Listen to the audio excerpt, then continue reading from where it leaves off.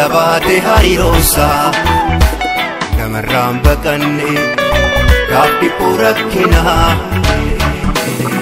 gaban qabuun jenne himmoo foofne jaalallisaa hiriyaa akka obboleessa caalaa firarraa jabaate hariiroonsa namarraan baqanne gaabbi rakkinaa gaban qabuun jenne himmoo foofne jaalallisaa hiriyaa akka obboleessa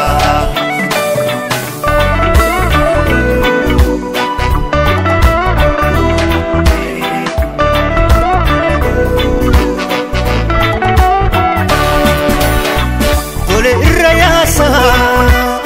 uuman qaamne gaarummaansa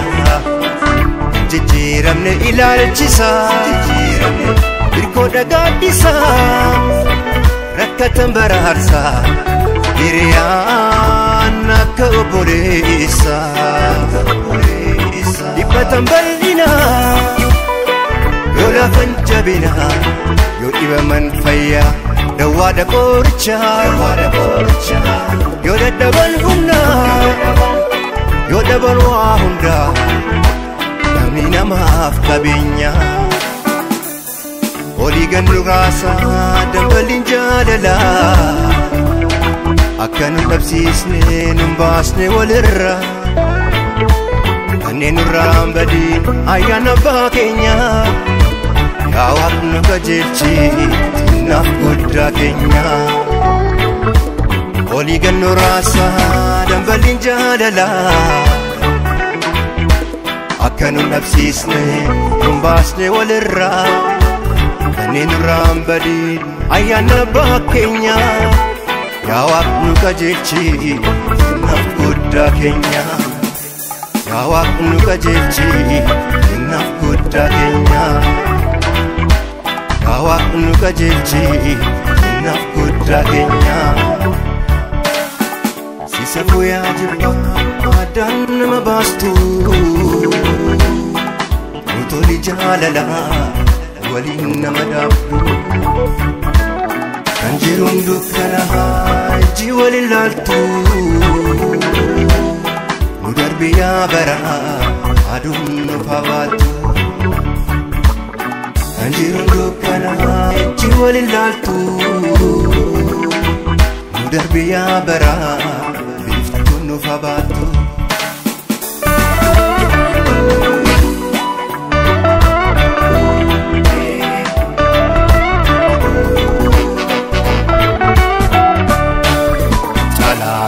firarraa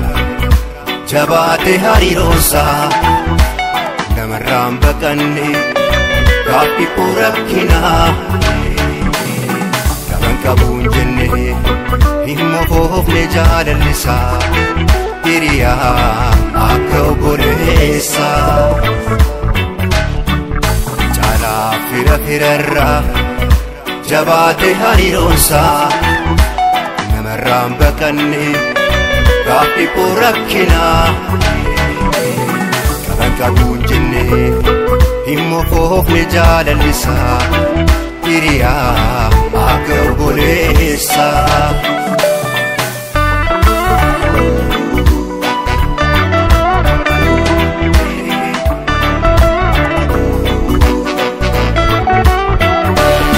jaallatu biyyasaa Ismaayo Musa Ismaayo Bedarbe Gabru Malamisa Imbadu yada kokesa Indaba Musa mukokesa Isandaga hadu barakesa Falmata mirgala misa Isa himbinne garansa Ebisa dunya Hakaf dabe lubusa inni raatu yeroo keessa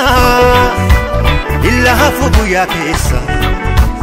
jaalallisaa hin bahuna keessa madaan qoree qabnaa kan waliin madoofne walirratti hin kaanu yoof daganne malee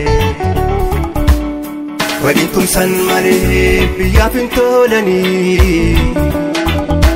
ija wal jaamsanii ifa hin arganii madaan qoree qabnaa kan waliin madoofne walirratti hin kaanu yoo daganne malee waliin tumsan malee biyyaaf hin tolanii ija wal jaamsanii ifa hin arganii